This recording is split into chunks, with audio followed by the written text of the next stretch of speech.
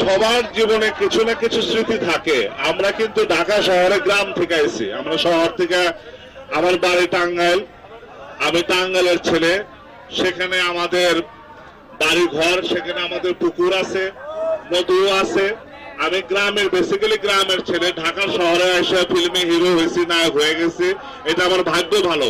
কিন্তু আমার অতীত জীবন গ্রামে কাটিয়েছি, আমি গ্রামেরই সন্তান। আমি তো গ্রামের পরশ না পাইলে, গ্রামের সংস্পর্শ যদি আমি না পাইতাম, তাহলে এত কথা আমি আপনাদের সামনে বলতে পারতাম না। তো মাছ মারছি, মাছের চাষাবাদ আমি করি, আমি মেনটেন করি না।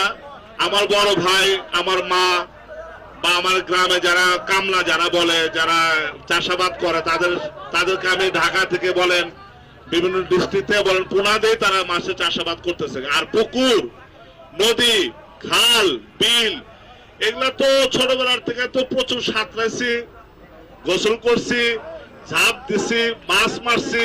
আর ফিল্মের নায়ক হওয়ার পরে তো আপনারা দেখছেন, সমুদ্র পাড়ি দিয়ে দিয়েছি, নদী পাড়ি দিয়ে দিছি। তো মাছের চাষাবাদ এইভাবে শিখছি। আমি চাষাবাদ করি, তবে আমার আগামী দিনের পরিকল্পনা আছে ব্যক্তিগতভাবে। আমার গ্রামের যে বাড়িয়ালাঙ্গা টাঙ্গাইল, সেখানে আমি বেশ কিছু পুকুর আমার আছে, সেগুলো আমরা নতুন করে আমি ভবিষ্যতে আরো সুন্দরভাবে মাছের চাষাবাদ করবো ইনশাল্লাহ।